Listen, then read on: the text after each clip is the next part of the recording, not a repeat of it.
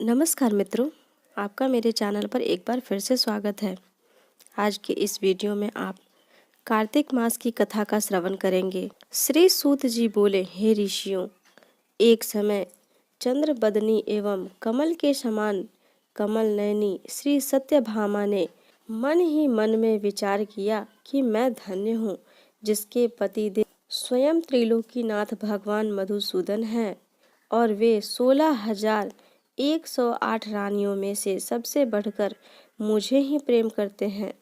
जिस कल्प वृक्ष की पृथ्वी पर बसने वाले प्राणी बात तक नहीं जानते, वह कल्प वृक्ष स्वयं मेरे आंगन में लगा हुआ है। ऐसा विचार कर सत्यभामा ने श्री कृष्ण भगवान से कहा, हे प्रभु, मैं आपसे एक बात पूछती हूँ।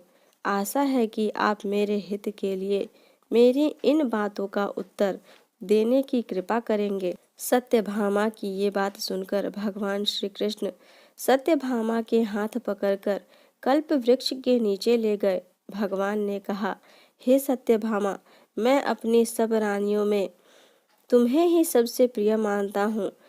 मैंने तुम्हारे स्नेह के वश सूरराज इंद्र से विरोध करके यह कल्प वृक्ष स्वर्ग से लाकर तुम्हारे आंगन में लगा दिया। मैं तुम्हारे लिए न देने वाले अदेय वस्तु भी दे सकता हूँ और अकथ्य अर्थात न कहने वाली बात भी कह सकता हूँ। अब यदि तुम मुझसे गुप्त से भी बात पूछोगी तो मैं तुम्हें वह भी बता दूंगा। भगवान श्री कृष्ण की बात सुनकर सत्यभामा गदगद होकर बोली, हे स्वामी, यदि आप मुझसे इतने प्रसन्न हैं तो मुझे यह बताने की कृपा कीजिए कि मैंने पूर्व जन्म में ऐसा क्या शुभ कार्य किया था जिससे मुझे आपकी अर्धांगिनी बनने का सौभाग्य प्राप्त हुआ और आपके साथ गरुड़ पर बैठकर ब्रह्मलोक तथा इंद्रलोक में जाने का अवसर भी मिला। हे नाथ, पूर्व जन्म में मैं कौन थी तथा किसकी कन्या थी, सो आप मुझे विस्तार पूर्वक सुनाने की कृपा कीजिए। सत्यभामा की यह बात सुनकर भगवान श्री कृष्ण जी मुस्कुराए, बोले, हे सत्यभामे, मैं तुमको समस्त वृतांत विस्तार पूर्वक सुनाता हूँ। तुम एकाग्रचित होकर सुनो। सतयुग के अंत में मायापुर नगर के अत्रि कुल में देव शर्मा नामक 4 वेदों, 6 शास्त्रों तथा 18 पुराणों का ज्ञाता एक ब्राह्मण रहता था। वह भगवान सूर्य नारायण का अनन्य भक्त था और रात दिन अतिथियों की सेवा में लगा रहता था। उसके कोई संतान नहीं थी। फिर बड़ी आयु में एक कन्या हुई जिसका नाम गुणवती रखा गया। देव शर्मा ने अपने एक शिष्य जिसका नाम चंद्र प्रकाश था के साथ अपनी कन्या गुणवती का विवाह कर दिया। चंद्र प्रकाश अपने ससुर की पिता के समान सेवा करता था। एक दिन देव शर्मा अपने दामाद को साथ लेकर लकड़ियां काटने को वन में गया। वन में उन्होंने इधर उधर फिरते हुए एक महाभयानक राक्षस को देखा। उसको देखकर उन दोनों के हाथ पैर फूल गए और भागने में असमर्थ होने के कारण वे दोनों उस राक्षस के हाथ से मारे गए। परंतु उस क्षेत्र तथा अपनी भक्ति के प्रभाव के कारण वे मेरे बैकुंठ धाम को चले आए। जैसे मेघ द्वारा वर्षा हुआ जल सब नदियों द्वारा समुद्र में प्रवेश कर जाता है, ठीक उसी प्रकार गणेश, शिव, सूर्य, विष्णु इनमें से किसी भी देवता की भक्ति व उपासना करे वह हमको ही प्राप्त होता है। इसी से वह सूर्य भक्त हमारे दूतों के द्वारा विमान में बैठाकर हमारे लोक पहुंचा दिए गए। इधर उन दोनों के मरने की खबर सुनकर गुणवती ने बहुत रुदन किया और रो रो कर कहने लगी, हे पिता और हे पतिदेव, अब मैं कैसे जीवित रह सकूंगी। हाय हाय, तुम मुझे किसके भरोसे छोड़कर कहाँ चले गए। अब मेरे खान पान का प्रबंध कहाँ से होगा। हे तात, मेरा कौन ठिकाना है।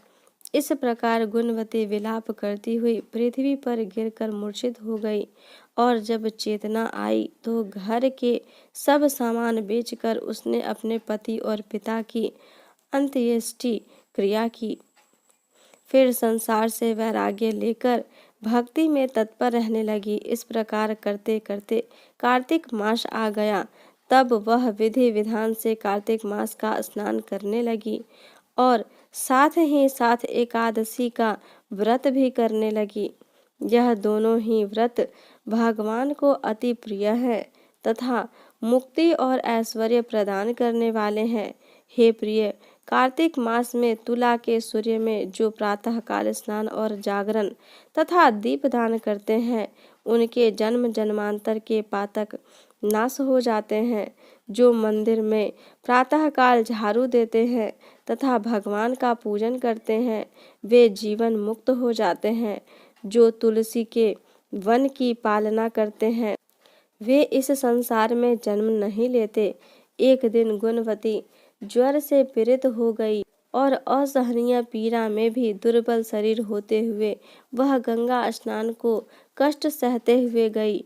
स्नान करने को गंगा जी में प्रवेश करते ही मारे शीत के उसका सारा शरीर थर थर कांपने लगा और वह शिथिल होकर वहीं गिर पड़ी। उस समय विष्णु भगवान के दूत सुंदर विमान लेकर आए और उसे विमान में बैठाकर विष्णु लोक ले गए। यह सब कार्तिक के स्नान और व्रत का ही प्रभाव था। त्रेता युग के पश्चात द्वापर युग आया और पृथ्वी पर कंस जैसे दैत्यों ने उत्पात किया।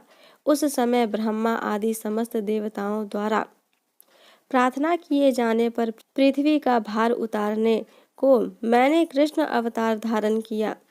उस समय जितने भी हमारे विष्णु गण थे, वे मेरे साथ यादवों के रूप में ग्वाल बाल होकर पृथ्वी पर अवतरे। देव शर्मा जो तुम्हारा पिता था, वह भी पृथ्वी पर अवतरित हुआ। इस जन्म में देव शर्मा का नाम सत्राजित हुआ और चंद्र प्रकाश पृथ्वी पर जन्म धारण करके इस जन्म में अक्रूर जी हुए। तुम उस जन्म में गुणवती थी, अब तुम ही इस पृथ्वी पर जन्म धारण कर सत्यभामा हुई। कार्तिक के व्रत के प्रभाव से ही तुम हमारे प्रिय हुई हो। तुमने आजन्म तुलसी के वृक्ष को सींच कर उसका पालन किया, इसी से तुम्हारे आंगन में कल्प वृक्ष है। और कार्तिक मास में तुमने जो दीपदान किया था, इसी से तुम्हारे घर में लक्ष्मी का प्रकाश है। कार्तिक मास में व्रत आदि करके जो तुमने काया कष्ट सहन किया था, उसी से तुम मेरी अर्धांगिनी हुई।